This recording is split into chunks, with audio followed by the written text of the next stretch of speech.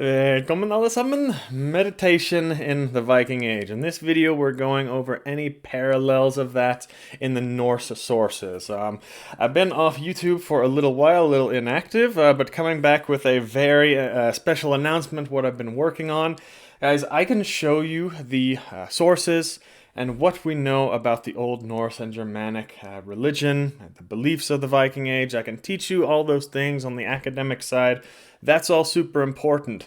But eventually, in order to have a much better understanding and to really determine what you believe in or not, you need to experience some of these things personally yourselves.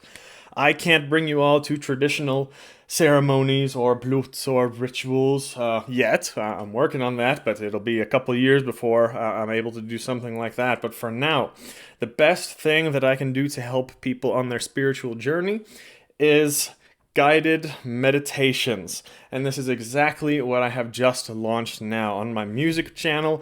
I am going to be releasing guided meditations that I've created myself. The first one is up right now. That's a shamanic drumming type thing with some binaural beats and chanting of Völuspor. And a new one is going to be released there every couple of weeks. And it's going to be a whole bunch of audio and visual things. It's going to be also like chants in Old Norse, replicating ancient inscriptions that we can see that may have been like chants or mantras.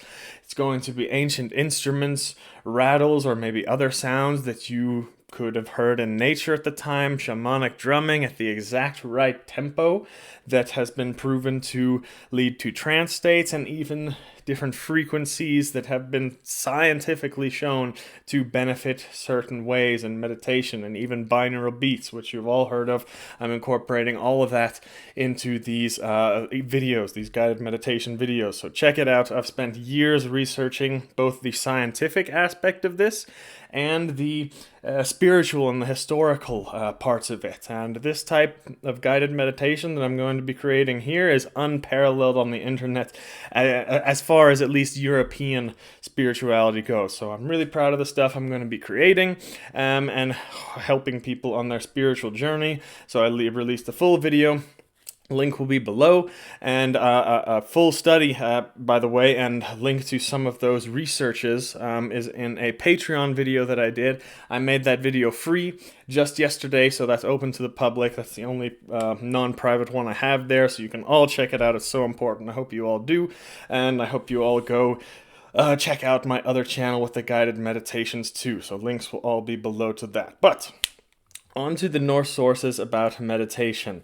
As always, there's going to be some idiots and racists who have not studied any other cultures in the world besides the European ones, and they're going to say, oh, the Vikings didn't meditate, that's an Eastern import. So before anyone says that, I want you all to define the word meditation. What do you think meditation is? Write down below in the comments. And those people can go back to their mom's basements and do a little research, and then they can come back and see how stupid they've been, because nobody in the academic community can actually agree on the definition of meditation and what it entails. As a matter of fact, in the West, to meditate, the word that we say in English, to meditate, just meant to think about something or ponder something until, like, really as recently as 100 years ago. Then the word took on its meaning like from the East, taking on the conception of Eastern meditation in Hinduism and Buddhism, dhyana, and the most common understanding of that is sitting cross-legged and oming like you've all seen like that. But it goes back in Europe too, this type of practice. They didn't call it meditation. We have, for example, the Roman and Greek ancient pagan concepts of contemplatio or theoria. But the Norse also had an understanding of this too, as you're going to see in this video. So let me know down below in the comments, how do you guys define meditation? And I will go over the parallels that we find in many of the Norse sources. So first of all, we can look at the archaeology. This like puts a stamp on the matter, like confirmed. Did the Norse in the Viking Age have at least an understanding of what meditation is, as far as the Eastern understanding of it?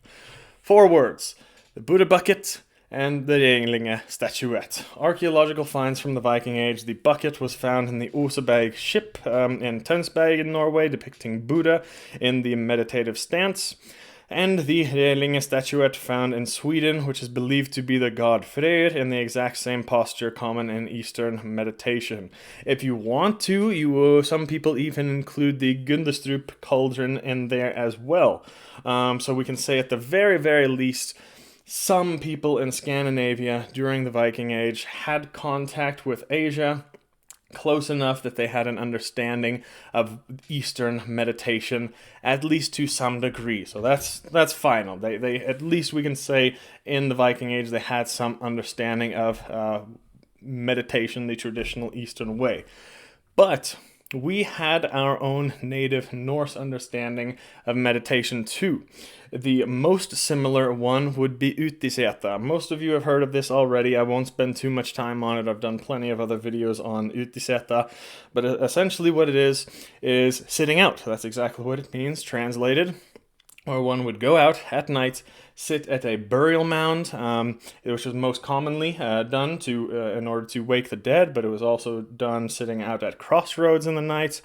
So you sit out all night, and usually the result, what they were trying to achieve in their state, was some sort of wisdom acquired or divination and to see the future, that kind of thing. Utiseta was made illegal when Christianity came into Scandinavia, but it was still done all the way up until the 1800s. So that picture perfect. We can end it right there. Sitting out at night, that's as close to a parallel to meditation as we're going to find in the Norse sources, and there are lots of sources on that. But there are some more. There are some clear depictions of what seems to be meditation, not sitting, but laying down. In addition to Utiseta, we have quite a few mentions of some sort of laying down to reach a meditative state or trance state for some sort of purpose. As you see here in Heimskringla, Odin was said to be able to skip the hönum, to change his shape, and his body would lay down as if it was asleep or dead, while he was a bird, animal, fish, or snake, and he traveled to distant lands and all that. So that's a clear depiction of meditation for me. Some also consider the myth of Odin hanging on the tree for 9 nights, as told in Havamal, to reflect a real ritual to get to a meditative state. Another one comes in the Saga Kraka, the story of the battle where Bödvar sits in a hall. He was not participating in the battle. He was sleeping in the hall apparently, but a huge bear appears on the battle. But Bjarki's comrade Hjalti does not understand that the bear and Bjarki are the same being. And he thinks that Bjarki is just being a coward and lazy and falling asleep in the hall instead of fighting outside with everybody.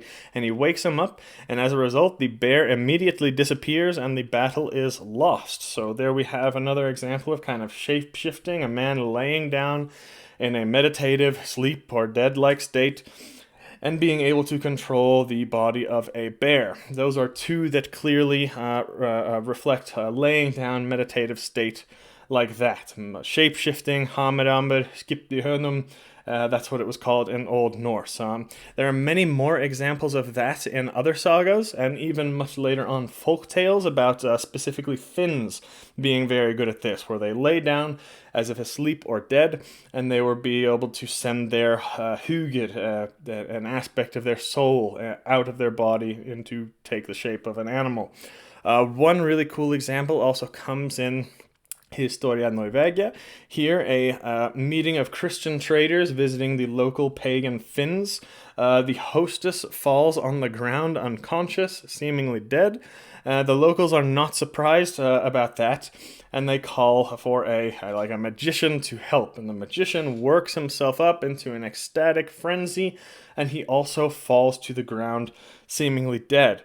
It is until a third man comes up, a third kind of magician, and this time he works himself up into this state and goes into a sleep, and then he was able to wake up the individuals unharmed. So clearly there, it's an account of 3 Finns getting into an ecstatic state, passing out in a trance or a meditation, lying still on the ground as if dead, seemingly going into an altered state of consciousness or sending their soul into some other realm, and then the other magic fin goes into that realm to bring them back. So a very clear example there. So those are just a few, guys. There are a lot more, but I want to bring into attention, in my opinion, meditation does not just refer solely to a practice of sitting or laying still to get to altered states of consciousness. You can get to altered states of consciousness by moving as well. It's much harder to do, but it's entirely possible to meditate or get into a trance state while you're up and moving. Ask any runners know this. They know the runner's high or a lifter's high, or if you're rowing or fighting or jump roping, whatever, something like that. This is absolutely meditation, in my opinion.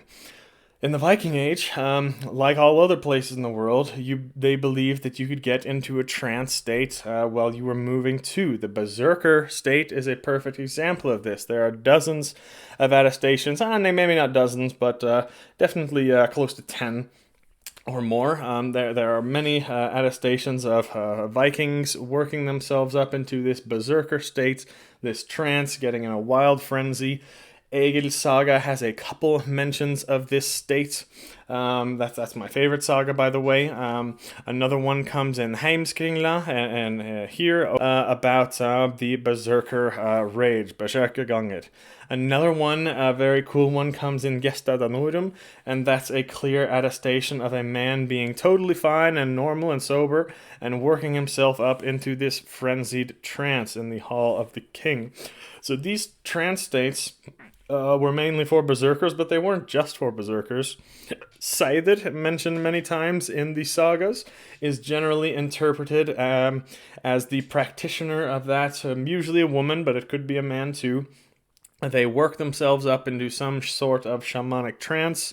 Perhaps a dance was involved, or even some sexual activity. The clues are definitely a bit more subtle in the attestations about Seidr, but you can see the video I did here about all the sources we have on that.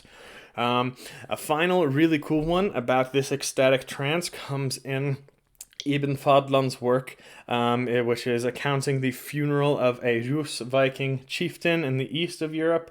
His slave, a young woman, was given intoxicating drinks, and she also worked herself up into a frenzy and sung and danced before they set her on the funeral pyre in order to accompany her lord to the afterlife. So guys, that's all meditation to me. You guys can let me know what you think. I think that is definitely meditation too. You don't have to be sitting down or laying down to get to a meditative state.